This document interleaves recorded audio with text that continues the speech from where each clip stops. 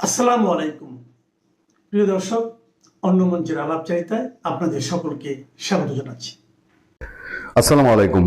1 April সন্ধ্যাবেলাতেই আমরা চিঠিটি হাতে পেয়েছি এবং শেখ হাসিনার চিঠি, ট্রাইব্যুনালের চিঠি, বিষয়বস্তু সম্পর্কে আমি আপনাদেরকে জানাবো। তবে আমার কাছে খুবই গুরুত্বপূর্ণ মনে হয়েছে কয়েকটা বিষয়। এটা হচ্ছে এই সময়ে কেন ধরেন শেখ হাসিনা মামলার রায় হয়েছে আজকে প্রায় 5-6 মাস, 6 মাস হয়নি এখনো, 5-6 মাসের মতন হতে চলেছে। সেই মামলার রায়ের পরে এতদিনে আওয়ামী লীগ বা আওয়ামী লীগ সভাপতি শেখ হাসিনার পক্ষে বাংলাদেশের আন্তর্জাতিক অপরাধ ট্রাইব্যুনালে চিঠি দিয়েছে। নিশ্চয়ই এটার একটা আলাদা গুরুত্ব আছে, সেই গুরুত্ব নিয়ে আমি আপনাদের সঙ্গে আলাপ করব। এবং সেই চিঠিতে অনেক সময় আওয়ামী লীগের নেতারা যারা সোশ্যাল মিডিয়ায় যখন আওয়ামী লীগ নেতাদের বক্তৃতা শুনবেন দেখবেন তারা বলছে যে প্রধানমন্ত্রী শেখ হাসিনা, তারা সাবেক বলতে মানেন না, কিন্তু আইনজীবীদের যে চিঠি সেই চিঠিতে সাবেক প্রধানমন্ত্রী হিসেবে উল্লেখ করা হয়েছে শেখ হাসিনাকে।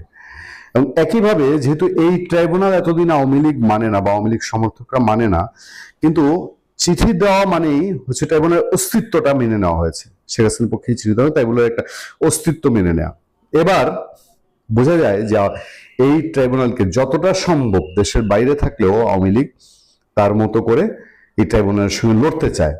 এবং এটা শুধু শেখ হাসিনার মামলার জন্য লড়া, ফাঁসির বিরুদ্ধে লড়া বা সাজার বিরুদ্ধে লড়া তা নয়। আমার কাছে মনে হয় এইটার মধ্যে দিয়ে আওয়ামী লীগ জানাতে চায় যে আমরা পিছু হটিনি, আমরা এখনো চুপ হয়ে যায়নি, যে কোনো জায়গায় কোনো কিছু বিনা চ্যালেঞ্জে ছেড়ে দেওয়া হবে না। রায় বাতিলের দাবি জানিয়ে ট্রাইব্যুনালে শেখ হাসিনার আইনজীবী দলের চিঠি। যুক্তরাজ্য ভিত্তিক ল ফার্ম কিংসলি নেপোলির পাঠানো চিঠিতে বলা হয়েছে, ট্রাইব্যুনালে শেখ হাসিনার অনুপস্থিতিতে যেভাবে তার বিচার করা হয়েছে এবং যেভাবে তাকে মৃত্যুদণ্ড দেওয়া হয়েছে তাতে আন্তর্জাতিক আইন ও ন্যায় বিচারের মৌলিক মানদণ্ড লঙ্ঘন হয়েছে। 24শে জুলাই আন্দোলন দমনের চেষ্টায় মানবতা বিরোধী অপরাধের মামলায় দোষী সাব্যস্ত সাবেক প্রধানমন্ত্রী শেখ হাসিনা তার আইনজীবী দলের মাধ্যমে আন্তর্জাতিক অপরাধ ট্রাইব্যুনালে একটি চিঠি পাঠিয়েছেন, যেখানে তার মৃত্যুদণ্ডের রায় বাতিল করার দাবি জানানো হয়েছে। আওয়ামী লীগ সভাপতি শেখ হাসিনার পক্ষে এই যুক্তরাজ্য ভিত্তিক এই ফার্ম এটি পাঠিয়েছে, যে ল ফার্ম কিংসলি নেপোলির পাঠানো এই চিঠিতে বলা হয়েছে আন্তর্জাতিক অপরাধ ট্রাইব্যুনাল যেভাবে তার অনুপস্থিতিতে বিচার হয়েছে সেটা আইনের লঙ্ঘন। 30 মার্চ ইমেইলের মাধ্যমে ট্রাইব্যুনালে পাঠানো এই চিঠিতে শেখ হাসিনার বিচার প্রক্রিয়াকে অন্যায্য ও অবৈধ বলা হয়েছে। এ বিষয়ে ট্রাইব্যুনাল প্রধান প্রসিকিউটরের বক্তব্য জানার চেষ্টা করেছে এই BDNews24.com। জুলাই আন্দোলন দমনে 1400 জনকে হত্যার উস্কানি, প্ররোচনা ও নির্দেশনা দেওয়ার 4 অভিযোগে দোষী সাব্যস্ত করে গত বছরের 17 নভেম্বর শেখ হাসিনাকে মৃত্যুদণ্ড দেয় আন্তর্জাতিক অপরাধ ট্রাইব্যুনাল। ছাত্র জনতা অভ্যুত্থানে 2024 সালের 5 আগস্ট ক্ষমতা হারানো শেখ হাসিনা তখন থেকেই ভারতে অবস্থান করছেন। সব অভিযোগ অস্বীকার করে সেখান থেকেই এক বিবৃতিতে তিনি বলেন, এই বিচারে তিনি কিংবা তার দলকে আত্মপক্ষ সমর্থনের ন্যায্য সুযোগ দেওয়া হয়নি। কিংসলি নেপোলির পাঠানো চিঠিতে বলা হয়েছে, শেখ হাসিনার বিচার এমন এক রাজনৈতিক প্রেক্ষাপটে হয়েছে যেখানে আওয়ামী লীগ এবং নেতাকর্মী সমর্থকরা ছিলেন এক বৈরী পরিবেশের মধ্যে। আমি চিঠির বিষয়বস্তু সম্পর্কে আপনাদেরকে আরেকটু সংক্ষেপে আমি সামারাইজ করে আমি আপনাদেরকে জানাতে চাই, এবং সেই জায়গাটাতে বহু বিস্তারিত তথ্য এখানে এসছে। চিঠিতে পয়েন্ট টু পয়েন্ট অনেক জায়গায় বলা হয়েছে, আমরা গণতান্ত্রিক বাংলাদেশের সাবেক প্রধানমন্ত্রী ও বাংলাদেশ আওয়ামী লীগের সভাপতি শেখ হাসিনার পক্ষে প্রতিনিধিত্ব করছি।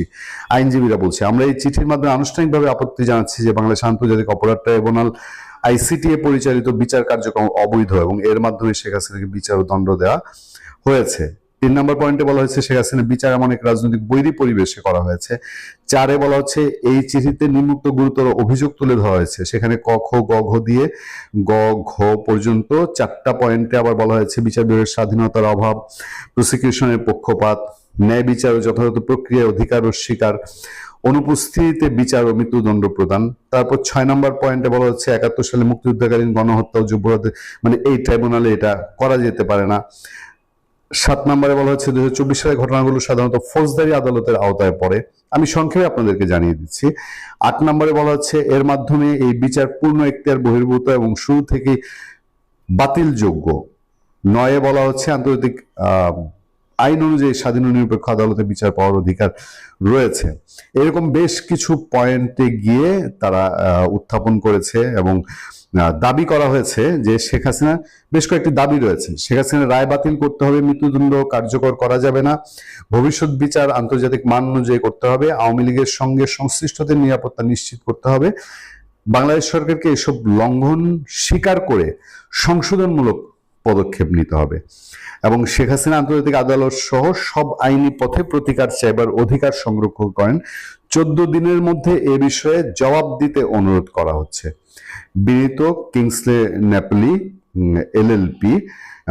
এই হচ্ছে মোদ্দা কথা। এখন আমার কাছে বিষয় হলো, এই যে 17 মেতে রায় হয়েছিল, আজকে এতদিন পরে শেখ হাসিনা তার আইনজীবীদের মাধ্যমে এই চিঠি পাঠিয়েছেন। এটা কি তার পলিটিক্যাল আর একটা প্রেশার তৈরি করাও কিনা, যে তারা একটা রাজনীতির চাপ তৈরি করতে চান এবং এই আইসিটিতে যেহেতু আরো কিছু বিচার প্রক্রিয়া চলমান থাকবে বলে বলা হচ্ছে, ফলে সেগুলোর উপরে যেন একটা চাপ সৃষ্টির কৌশল কিনা, এই প্রশ্ন সহজভাবে উঠতে পারে। এবং আমরা এখন পর্যন্ত যতটুকু কথা বলেছি, বাংলাদেশ সরকার এবং অন্যান্য দিক থেকে এখন পর্যন্ত এই চিঠির সত্যতা নিশ্চিত করা যায়নি বা নিশ্চিত করা হয়নি।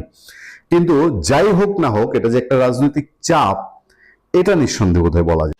ফাঁসির সাজা বাতিলের দাবিতে এবার আন্তর্জাতিক আদালত এবং জাতিসংঘের মানবাধিকার কাউন্সিলে নালিশ জানাতে যাচ্ছেন বাংলাদেশের সাবেক প্রধানমন্ত্রী শেখ হাসিনা। শেখ হাসিনার পক্ষ থেকে লন্ডন ভিত্তিক বিখ্যাত আইনি সেবা প্রদানকারী প্রতিষ্ঠান বা ল ফার্ম কিংসলে ন্যাপলি এলএলপি বাংলাদেশের আন্তর্জাতিক অপরাধ ট্রাইব্যুনাল বা আইসিটিকে এই বার্তা দিয়েছে। ল ফার্মটি গত 30 মার্চ ইমেলের মাধ্যমে বাংলাদেশের সাবেক প্রধানমন্ত্রীর সাজা বাতিলের দাবিতে আইসিটিকে এই আইনি নোটিশ পাঠায়। ওই নোটিশে সুনির্দিষ্ট 4টি দাবি তুলে ধরে ল ফার্মটি জবাব দেওয়ার জন্য 14 দিনের সময় বেঁধে দিয়েছে।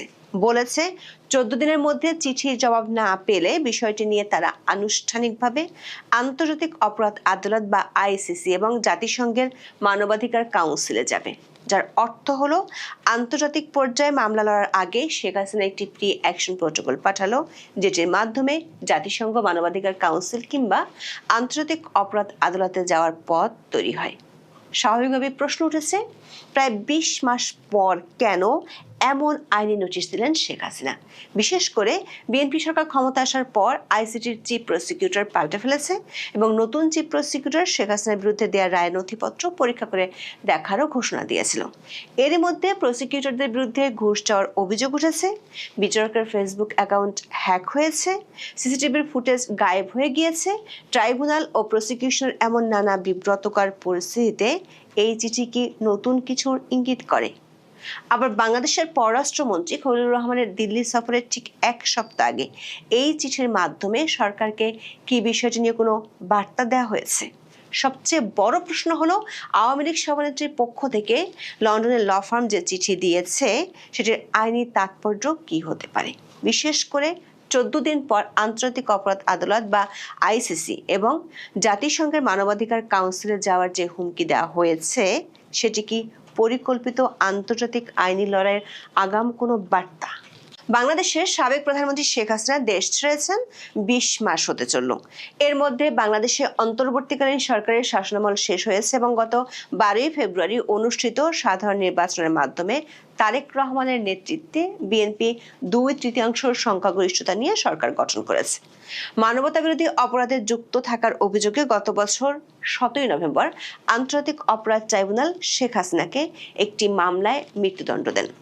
এছাড়া অন্য কয়েকটি মামলায় তার বিভিন্ন মেয়াদে কারাবাসের সাজা ঘোষণা করা হয়। গত 20 মাসে ট্রাইব্যুনাল এবং বিচারের বিরোধিতা করে শেখ হাসিনা অনলাইনে বক্তব্য দিলেও তার পক্ষ থেকে কোনো সরাসরি আইনি পদক্ষেপ নেওয়া হয়নি। এই প্রথমবারের মতো বাংলাদেশের আন্তর্জাতিক অপরাধ ট্রাইব্যুনাল বা আইসিটিকে তার পক্ষ থেকে চিঠি দেওয়া হয়েছে। চিঠিটি দিয়েছে যুক্তরাজ্যের লন্ডন ভিত্তিক বিখ্যাত আইনি প্রতিষ্ঠান কিংসলে ন্যাপলি। 1937 সালে প্রতিষ্ঠিত লন্ডনের কিংসলে ন্যাপলি একটি অত্যন্ত মর্যাদাপূর্ণ এবং বহুমুখী ল ফার্ম। 30 মার্চ পাঠানো এই চিঠিতে অবিলম্বে ট্রাইব্যুনালের আদেশ বাতিলের দাবি জানানো হয়েছে। একই সঙ্গে ভবিষ্যতে আন্তর্জাতিক আইন মেনে নোটিশ দিয়ে এবং শেখ হাসিনার পছন্দের আইনজীবীর উপস্থিতি নিশ্চিত করে নতুন ট্রাইব্যুনাল গঠনেরও দাবি জানানো হয়। শেখ হাসিনার পক্ষে ট্রাইব্যুনালে পাঠানো 10 পাতার ওই চিঠির একটি কপি আমাদের হাতে এসেছে। চিঠিতে শেখ হাসিনার মামলার বিচার প্রক্রিয়ার বিভিন্ন ত্রুটি ও অসঙ্গতি চিহ্নিত করে সে বিষয়ে বিস্তারিত বক্তব্য তুলে ধরা হয়েছে। তবে এই চিঠি পাঠানোর মধ্য দিয়ে ট্রাইব্যুনালের বিচার প্রক্রিয়ার বৈধতা স্বীকার করা হচ্ছে না উল্লেখ করে কিংসলি ন্যাপলির পক্ষ থেকে বলা হয়েছে, শেখ হাসিনা ট্রাইব্যুনালের এখতিয়ার চ্যালেঞ্জ করার অধিকার রাখেন। কিংসলি ন্যাপলির চিঠিতে স্পষ্ট করা হয়েছে, শেখ হাসিনা এই বিচার প্রক্রিয়াকে কখনোই বৈধতা দেননি এবং একে একটি রাজনৈতিক উদ্দেশ্য প্রণোদিত প্রহসনের বিচার হিসেবে গণ্য করছেন। প্রশ্ন হলো, 20 মাস পর কেন এ ধরনের আইনি নোটিশ পাঠালেন শেখ হাসিনা? আওয়ামী লীগের একাধিক সূত্র ও আইন বিশেষজ্ঞদের মতে কিংসলি ন্যাপলি তাদের চিঠির শেষে 14 দিনের মধ্যে জবাব দেওয়ার জন্য আলটিমেটাম দিয়েছে, যার অর্থ হলো আগামী 13 এপ্রিলের মধ্যে জবাব দিতে হবে। আইনি পরিভাষায় একে লেটার বিফোর অ্যাকশন বা মামলার পরবর্তী পদক্ষেপ বলা হয়। যদি 14 দিনের মধ্যে ট্রাইব্যুনাল বা বাংলাদেশ সরকার এই চিঠির কোনো সন্তোষজনক জবাব না দেয়, তবে কিংসলি ন্যাপলি দাবি করবে তারা ঘরোয়া প্রতিকার বা ডোমেস্টিক রেমিডিস পাওয়ার সব চেষ্টা করে ব্যর্থ হয়েছে। কিংসলি ন্যাপলি চিঠিতে স্পষ্টভাবে উল্লেখ করেছে, জবাব না পেলে তারা বিষয়টিকে আন্তর্জাতিক অপরাধ আদালত বা আইসিসি এবং জাতিসংঘ মানবাধিকার কাউন্সিলে নিয়ে যাবে। আন্তর্জাতিক মানবাধিকার আইন এবং আন্তর্জাতিক অপরাধ আদালতের নিয়ম অনুযায়ী কোনো আন্তর্জাতিক সংস্থায় অভিযোগ করার প্রধান শর্ত হলো দেশের ভিতরের সব আইনি পথ বা প্রতিকার বন্ধ হওয়া। কিংসলি ন্যাপলি এই চিঠির মাধ্যমে প্রমাণ করতে চাইছে বাংলাদেশে তারা আর কোনো ন্যায় বিচার আশা করতে পারে না, তাই আন্তর্জাতিক হস্তক্ষেপ প্রয়োজন।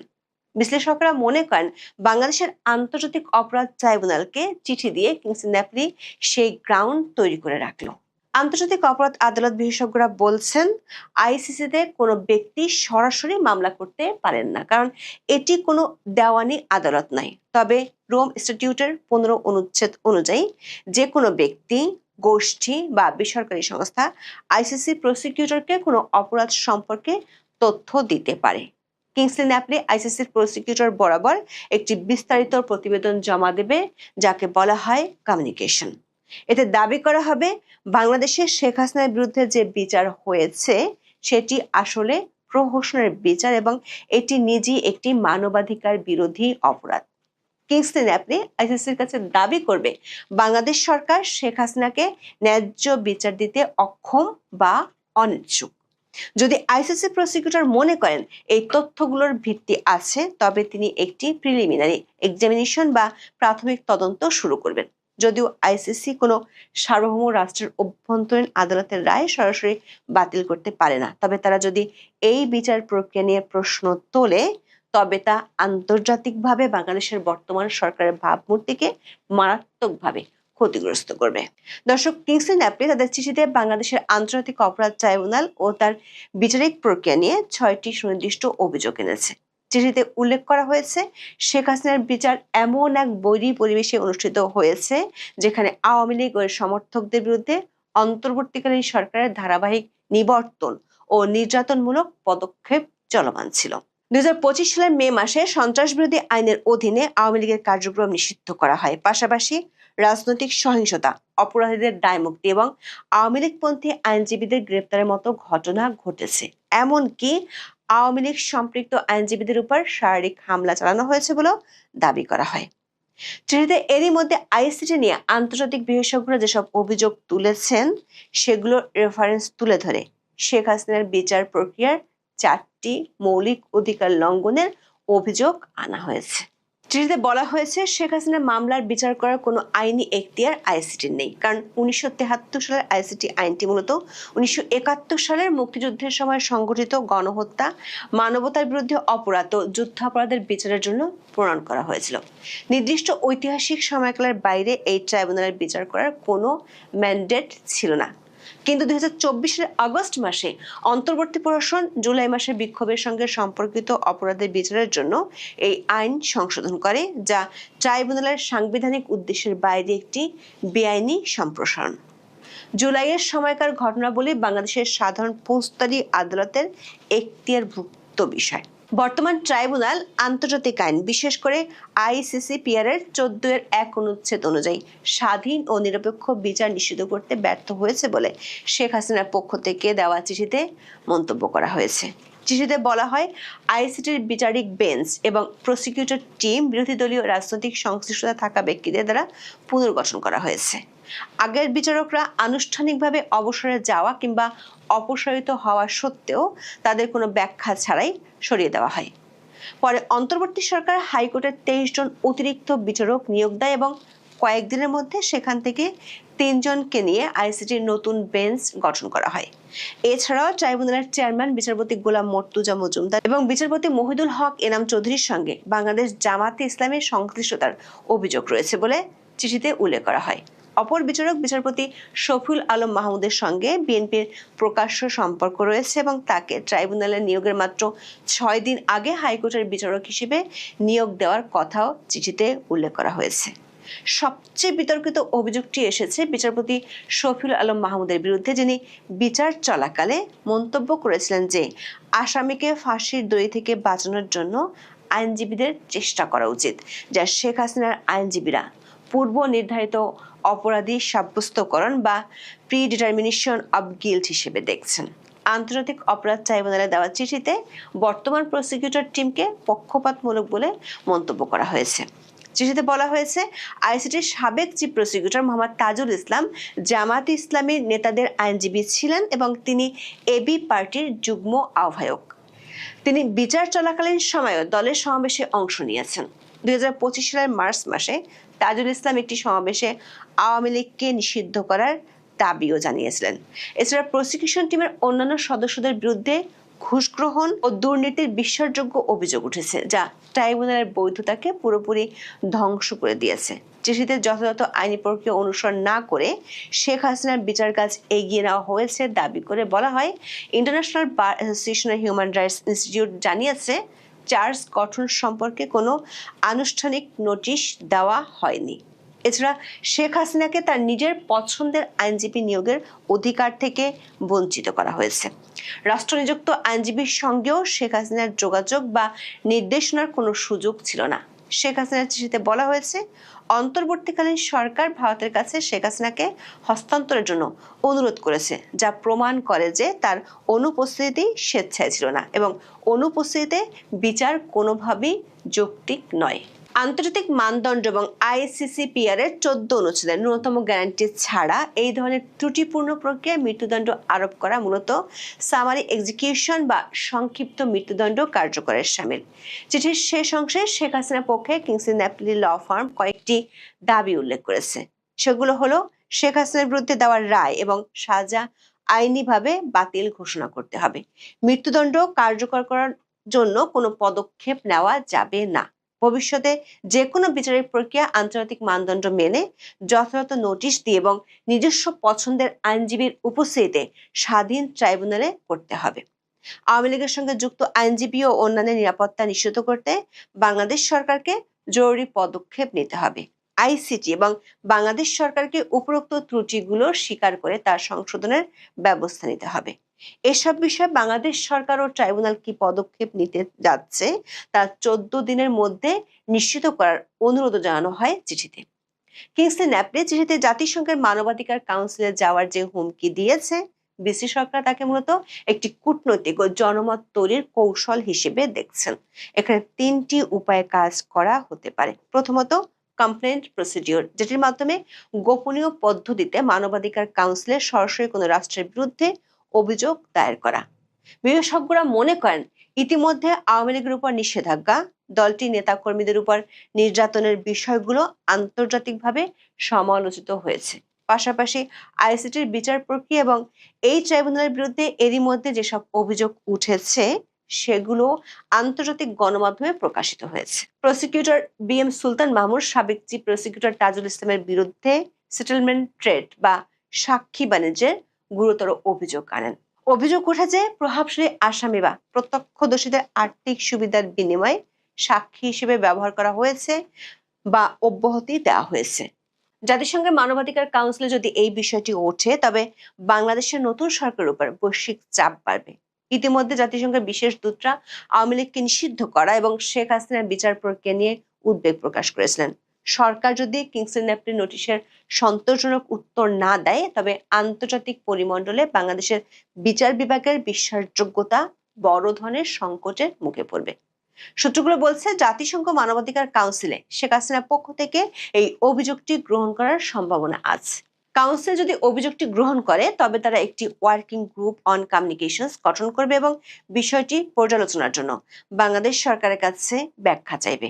জানা গেছে, কিংসলি ন্যাপলি জাতিসংঘের বিচারক ও আইনজীবীদের স্বাধীনতা বিষয়ক বিশেষ দূত এবং আরবিট্রারি এক্সিকিউশন বিষয়ক বিশেষ দূতের কাছে আবেদন করার জন্য প্রয়োজনীয় কাগজপত্র তৈরি করে রেখেছে। যেহেতু শেখ হাসিনাকে মৃত্যুদণ্ড দেওয়া হয়েছে, তাই তার আইনজীবীরা জরুরি আবেদন বা আর্জেন্ট অ্যাপিল করতে পারেন। জানা গেছে, কিংসলি ন্যাপলি ICCPR এর কাছে আবেদন করবে না, তারা বরং মানবাধিকার কাউন্সিলের কমপ্লেন প্রসিডিউরের উপর বেশি গুরুত্ব দিবে। আবার এমন এক সময় শেখ হাসিনার পক্ষ থেকে এই নোটিশ পাঠানো হয়েছে যখন বাংলাদেশের পররাষ্ট্রমন্ত্রী খলিলুর রহমান দিল্লি সফরে যাচ্ছেন। শেখ হাসিনা বর্তমানে ভারতে অবস্থান করছেন এবং ভারত তাকে হস্তান্তর করতে অনিচ্ছুক। কিংসলি ন্যাপলির এই নোটিশ ভারতকে একটি জোরালো যুক্তি দেবে। ভারত দাবি করতে পারবে যে, যেহেতু শেখ হাসিনার বিচার নিয়ে আন্তর্জাতিক পর্যায়ে বিতর্ক উঠেছে এবং মানবাধিকার লঙ্ঘনের অভিযোগ আছে, তাই তাকে হস্তান্তর করা আন্তর্জাতিক নিরাপত্তার জন্য ঝুঁকিপূর্ণ হতে পারে। যদি বাংলাদেশের ট্রাইব্যুনাল শেখ হাসিনার সাজা বাতিল না করে এবং তিনি আন্তর্জাতিক আদালতে যান, তবে ভারত সহ অন্যান্য দেশগুলোতে ইউনিভার্সাল জুরিসডিকশন প্রয়োগের আবেদন করা হতে পারে। এটি শেখ হাসিনার প্রত্যর্পণ প্রক্রিয়াকে জটিল করে তুলতে পারে, কারণ ভারত আন্তর্জাতিক আদালতের নির্দেশনাকে উপেক্ষা করে তাকে ফেরত পাঠাতে চাইবে না। দর্শক, বিশ্লেষকরা মনে করেন এই আইনি নোটিশটি একটি প্রি অ্যাকশন প্রোটোকল। 20 মাস পর পাঠানো এই চিঠি স্পষ্ট করে দিচ্ছে, শেখ হাসিনা আইনি লড়াইয়ের ময়দান বাংলাদেশ থেকে সরিয়ে বিদেশের মাটিতে নিতে যাচ্ছেন। লন্ডনের ল ফার্ম নিয়োগ করা এবং ICC এবং জাতিসংঘে যাওয়ার হুমকি দেওয়ার লক্ষ্য হলো বাংলাদেশের বর্তমান বিচার ব্যবস্থাকে বিশ্ব দরবারে অগ্রহণযোগ্য ও রাজনৈতিক উদ্দেশ্য প্রণীত হিসেবে চিহ্নিত করা। আবার এই আইনি নোটিশটি কেবল শেখ হাসিনার ব্যক্তিগত লড়াই নয়, বরং এটি আওয়ামী লীগের রাজনৈতিক ভবিষ্যতের সাথেও জড়িত। আওয়ামী লীগ এই চিঠিকে তাদের রাজনৈতিক কামব্যাকের একটি হাতিয়ার হিসেবে দেখছে। চিঠিটা খুবই গুরুত্বপূর্ণ চিঠি। এইটা অবশ্য ইউনূস সরকার যখন ছিলেন সেই ডিসেম্বর মাসে ওরা ইস্যু করেছে, কিন্তু আমরা পেতে দেরি হয়েছে। এবং চিঠিটা খুবই শক্তিশালী চিঠি। দেশে যে অত অপকর্ম ইউনূস সরকারের সময় হয়েছে, এই বাংলাদেশ সরকারের জবাবদিহিতে চেয়েছে। রিপোর্টটা আপনার 18 পেজের রিপোর্ট। এটা একটু ছোট্ট চিঠি না, এবং তিনজন রেপোর্টিয়ার, UN স্পেশাল রেপোর্টিয়াররা এই চিঠিটা লিখেছেন। 18 পেজের, চিন্তা করেন। তো সেটা সারসংক্ষেপ প্রত্যেকটা বড় বড় ইস্যু তারা রেইজ করেছেন। এবং তারা কারা? এরা UN রেপোর্টিয়ার, এরা mandate holder, Special Rapporteur on Counter-Terrorism and Human Rights, Special Rapporteur on Independence of Judges and Lawyers, and Special Rapporteur Working Group on Arbitrary Detention. তিনটা বড় বড় এরিয়ার রিপোর্টাররা একযোগে জয়েন্ট লেটার দিয়েছেন বাংলাদেশ সরকারকে। বাংলাদেশ সরকার এর উত্তর এখনো দেয়নি। সুতরাং এই নিয়ে এরা কদিন পরে পরে বাংলাদেশ সরকারকে দাবি তুলবে। যেগুলো ওরা বলেছে, কনসার্ন গুলো, যে বাংলাদেশ সরকার যে কাজগুলো করেছেন সেইগুলো সম্পর্কে তারা বলেছে যে বাংলাদেশ সরকার ইন্টারন্যাশনাল অনেকগুলো কভিডেন্টে সই করেছে, তারা অব্লিগেটরি, দায়বদ্ধ। যেমন ধরেন ICCPR, এবং এই তারা যেহেতু দায়বদ্ধ, সুতরাং বাংলাদেশ সরকারের এইসব ব্যাপারে মনোযোগী হওয়া উচিত। এবং বাংলাদেশ সরকার যেগুলো কাজ করেছেন সেগুলো সবগুলি এই UN এর এবং ইন্টারন্যাশনাল নর্ম এন্ড লিগ্যাল ফ্রেমওয়ার্কের আপনার ভায়োলেশনস। সত্য তো কড়া কথা এগুলো। তারা বলছে আমরা এই জন্য খুব দুশ্চিন্তা আছি। যেগুলো area, freedom of association, freedom of peaceful assembly, freedom of expression, freedom of participation in public affairs, fair trial, right to have fair trial, protection from torture and arbitrary detention, এই সব ক্ষেত্রেই বাংলাদেশ সরকার ইউএন এবং international legal laws and procedures এর violation করেছেন। Even যে আপনার অনেক লোক, তারা সবগুলি বলেছে যে অনেক লোক কিলিং করেছেন ইললিগালি, আনলফুলি, হ্যাঁ, ওই মব কি করে দিয়ে। তারপরে তারা কনসার্ন করেছে আওয়ামী লীগের উপর ব্যান, বলছে এইটা কোনোভাবে গ্রহণযোগ্য না। এই 12ই মে 2025 সালে আওয়ামী লীগের উপর তাদের অ্যাক্টিভিটি ব্যান করা, বলছে এইটা কোনো ব্যক্তি বিশেষের ব্যান করতে পারেন, কোনো অর্গানাইজেশন এইভাবে ঢালাইভাবে ব্যান করা এটা কোনোভাবেই যুক্তিযুক্ত না। আর আপনারা যদি যুক্তি থাকেন এইটা আমাদের জানান। তারা আরো বলেছে এই ব্যান কবে কখন উঠাবেন, কিভাবে উঠাবেন, and what is the process এই উইথড্রয়ালের জন্য। এবং বেশ শক্তভাবে বলেছে যে এইটা আপনার ডেমোক্রেটিক নর্মটা ধ্বংস করে, পিপলস পার্টিসিপেশন, প্লুরালিজম, বহুদলীয় গণতন্ত্রের এইটার উপর বিরাট আঘাত, এবং এই জন্য তারা বেশ শক্ত অবস্থান নিয়েছেন। হ্যাঁ, বলছে এই পলিটিক্যাল মিটিং, তারপরে মিডিয়া অ্যাডভোকেসি, শেখ হাসিনার বক্তৃতা আপনারা শুনতে দিবেন না, এগুলো কোনোভাবেই গ্রহণযোগ্য নয়। যেটা আওয়ামী লীগ বলছিল, আপনার চিঠিতে এই রিপোর্টাররা একই বক্তব্য মোটামুটি ভাবে দিয়েছেন। সো দিস ইজ, বলছে এই যে blanket disproportionate restriction on political rights, particularly belonging to Awami League এবং প্রগ্রেসিভ অপিনিয়ন, এইগুলো বন্ধ করা কোনোভাবে কোনো সরকারের কি হতে পারে না। জবাবদিহি অবশ্যই তাদের দিতে হবে। তারা বলছে আপনারা বাংলাদেশ সরকার counter terrorism and international crime law আপনার কি করেছেন, মিসইউজ করেছেন এবং গ্রহিত কাজ করেছেন। এইটাকে বিভিন্নভাবে অ্যামেন্ডমেন্ট করে যে অ্যান্টি টেরোরিজম অ্যাক্ট অফ 2009 এবং the international crime tribunal act of 1973, এইগুলোর সাথে আরবিটারি কয়েকটি অ্যামেন্ডমেন্ট করে এই প্রভিশনগুলোকে আপনারা, এই অ্যাক্টগুলোকে আপনারা প্রশ্নবদ্ধ করে ফেলেছেন, এবং যেগুলো অ্যামেন্ডমেন্ট নিয়ে আসছেন এগুলো মনে হয় কোনো নিয়মে, ফেয়ার ট্রায়াল সিস্টেমে এগুলো গ্রহণযোগ্য না। কথাগুলো কিন্তু খুব কড়া, যেগুলো কোনোভাবেই আপনারা এই আইনগুলো কে আপনার ধ্বংস করে ফেলেছেন। আমাদের তো এটাই সমস্যা। অজপাড়া গ্রামে আরো ভয়ঙ্কর তথ্য বলে, পরে তাও মানুষকে সচেতন। এরা দেখেন বাংলাদেশের শিল্প সাহিত্য ধ্বংস করে দিয়েছে, চলচ্চিত্র ধ্বংস করে দিয়েছে, নাটক বন্ধ করে দিয়েছে। কারণ এরা জানে যদি প্রগতিশীলতা চর্চা থাকে, শিল্প সাহিত্য সুকুমার বিষয়গুলো মানুষের মনে থাকে। আগে দেখেন যেখানে 50 বছর একটা না লালন মেলা হয়েছে বা কোনো মেলা হয়েছে বা গানের আসর হয়েছে, সেগুলো বন্ধ করে দিয়েছে। উসিলা কি, এইখানে তো ভাই ওয়াজ করতেছি 5 বছর যাবত, এটা আর চলবে না, মানে এটা আর করতে দিবে না। কিন্তু এটা বললো না যে এইখানে তো খেলাধুলা হয়, তাহলে এখানে ওয়াজ করে না, আরেক মাঠে যাও। তা কিন্তু যায় নাই। তারা কিন্তু ওই সিনেমা হলের টাকা দিয়েই ওয়াজের মাহফিল করতো, সিনেমা হলের টাকা দিয়ে। এই ওয়াজ মাহফিল সিনেমা হলের টাকা দিয়ে করে, সেটা কিন্তু নিতে ভুল করে নাই। ওই মনে করেন আমাদের এলাকায় একটা সিনেমা হল ছিল, চম্পাকলি হল। প্রতি বছরই কিন্তু যত ওয়াজি হইতো সিনেমা হল থেকে টাকা নিত। আর আজকে তারা সেই সিনেমা হল বন্ধ হয়ে গেছে। আমাদের হল বাধ্যতামূলক, তাদের বলতে টাকা দিতে হবে, যদি 2000 দেয় না চলবে না, 5000 দিতে হবে। যেমন ঠিক ওই যে মৌলবীরা যেরকম আওয়ামী লীগের আমলে ওয়াজ নসিহত করছে, আওয়ামী লীগের আমলে সুবিধা নিছে, দাওয়াত 5 বেলা খাইছে, এখন তারা আওয়ামী লীগের ভাসি যায়। বিষয়টা এরকম। এই মৌলবীরা ওয়াজের নামে এই বাংলাদেশকে একটা বিকৃত অবস্থায় নিয়ে গেছে।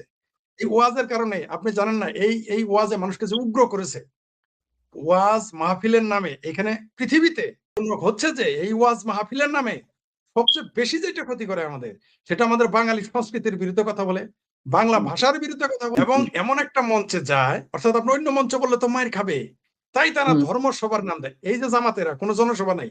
আপনি বলেন গোলাম আজম জীবনে কয়টা জনসভা করেছে? আপনি আমাকে বলেন দেলোয়ার হোসেন সাঈদী জীবনে কয়টা জনসভা করেছে? আপনি আমাকে বলেন এই যে সর্বশেষ যে মুফতি আমির হারামজাদা, যার বাপদাদা 14 গোষ্ঠী নাকি আওয়ামী লীগ করতো, যার নানিরাও আওয়ামী লীগ করতো, সে এখন জামাতের এমপি। তো এই জামাতের এমপি আমির হারামজাদা কবে কয়টা জনসভা করছে? কারণ জানে জনসভা করলে এতে লাথে উষ্টায় মানুষ নদীতে ফেলে দিবে। এটা তারা নদীতে তো ভালো জায়গা, খালে ফেলে দিবে। মানে বঙ্গবন্ধু কন্যা জননেত্রী শেখ হাসিনা তো বলছিলেন যে যারা পদ্মা ব্রিজে বিরোধিতা করছে তারা একটু ধরে টুপ করে পানিতে ফেলে তুলে নিয়ে যাবেন, ভদ্রভাবে বলছে। টুপ করে পানিতে না, আগামীতে যদি আল্লাহ বাঁচায় রাখে আমাদের, ঢাকা মান্ডা ও পচা খালটা আছে না, ঢাকা বাংলাদেশের সবচেয়ে পচা খাল হলো মান্ডা খাল। ওই ঢাকার মান্ডাতে নিয়ে চুবাবো, মান্ডাতে জনগণ চুবাবে, আমরা না।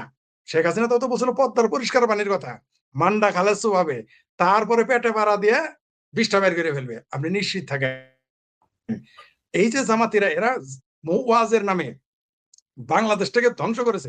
একই সাথে বলতেছে গার্মেন্টস চাকরি করা হারাম, কিন্তু গার্মেন্টস এর মহিলাদের কাছে গিয়ে আবার রুমাল পাতে যে টাকা দাও। একই সাথে বলতেছে সিনেমা হল হারাম, আমার সিনেমা হল মালিকের কাছে টাকা নেয়। একই সাথে বলতেছে, মানে সব তাদের সুবিধা যা